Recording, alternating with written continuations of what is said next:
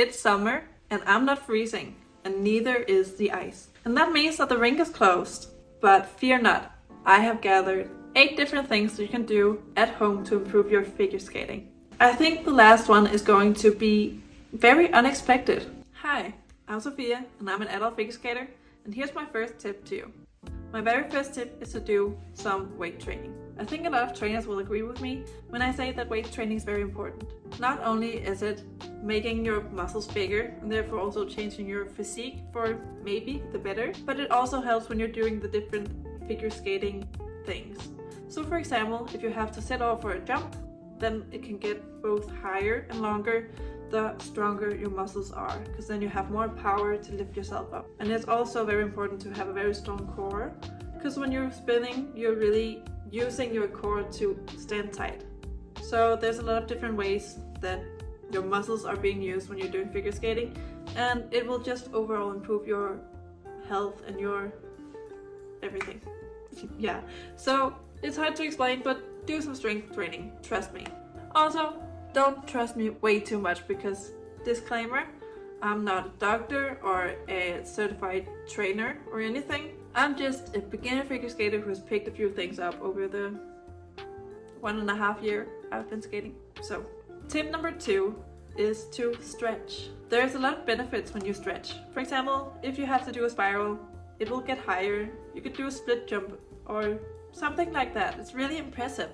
But you can also use it to increase your overall mobility. One of the benefits that isn't really talked about and maybe isn't even a given is that when you stretch, you also open up your hips, and that makes it even easier for you to do things like a mohawk. My hips are turned inwards, and that means that it's pretty difficult for me to do a mohawk, even though it looks very easy on everybody else. And that's something that stretching will help me with.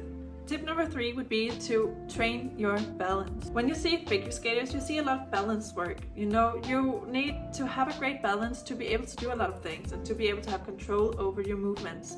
So that could be, you know, doing some edge work. It could be having a strong entrance in your jumps. And it can even be that you'll have a more controlled spin with more rotations. And also it can just be great for gliding, 1-foot glides in a spiral or just a normal one. You can train balance in a lot of different ways.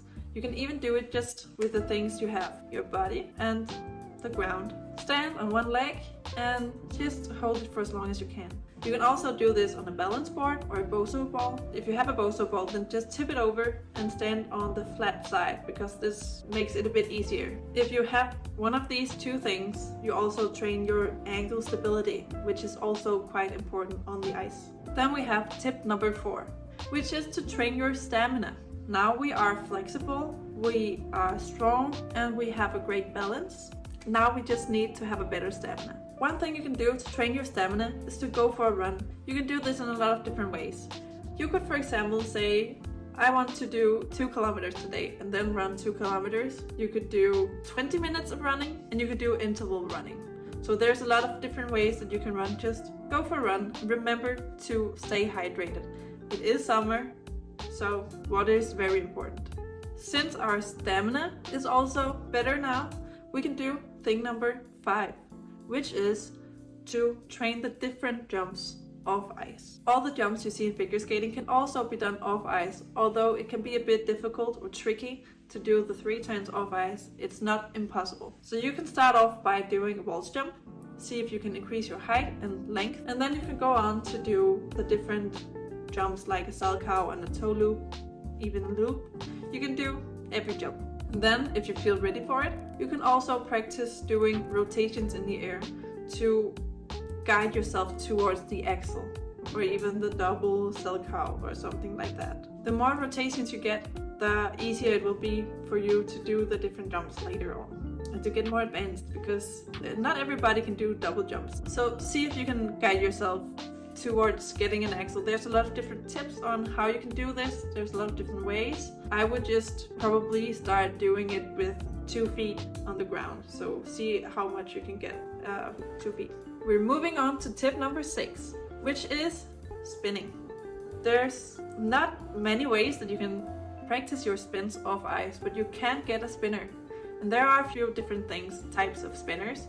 You can get some that are on the ground, just flat, and it's the thing on top of that is spinning. But you can also just get a spinner that is spinning on the floor. The one I have is the Dacota e-spinner, which has a curve that represents the rocker on an ice skate. With the spinner, you can practice all the spins. So you can do a normal spin, just, foot to knee, or you can do a scratch spin. And my scratch spin is actually better off ice than it is on the ice. It means that I'm probably also close to getting it on the ice. And it's not only the basic spins you can also do a backspin, a camel spin, pancake spin, I think something is called. All the spins. Thing number 7. This one is actually a quite normal thing, but it isn't really known as like a common thing in figure skating. Although this thing isn't really known, it's very effective. And it is using jump ropes. The good thing about this thing is that you can increase your height in your jumps, which is really important for when you advance, when you want to do the double jumps.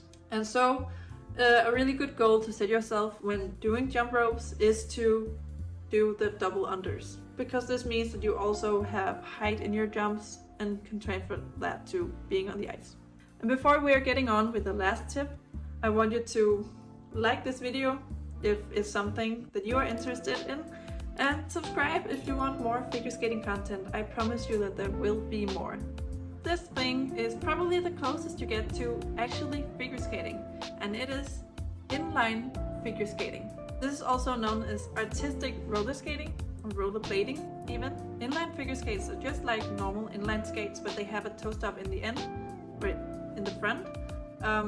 Just like we have a toe stop on our ice skates, figure skate. And you can do basically everything you can do on the ice, you can do on these roller skates. It has a bit more friction. I find it very difficult to use, but I have a friend that's actually getting pretty good at it, and I just hope that I can get as good as her one day. Yeah, it looks quite fun when you see these things. Like, you can go everywhere and just do figure skating. It's incredible. So I really recommend getting some of these. There are different types of wheels you can get.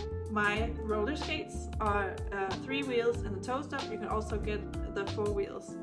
And I think I would probably like to try the 4 wheels, because I think it will be closer to the ground, which makes it seem more like a figure skate.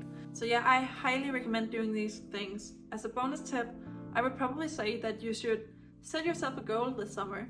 A goal could be, to get 4 rotations on your spinner. It could be that you can do a double under with your jump ropes, and it could be to get stronger over the summer. Everything counts, and I promise you that if you follow these tips, your figure skating will improve a lot before you even get on the ice again. That was it for this video. I hope you learned something, and I hope I'll see you in my next video. It was a pleasure to have you here. Alright, bye!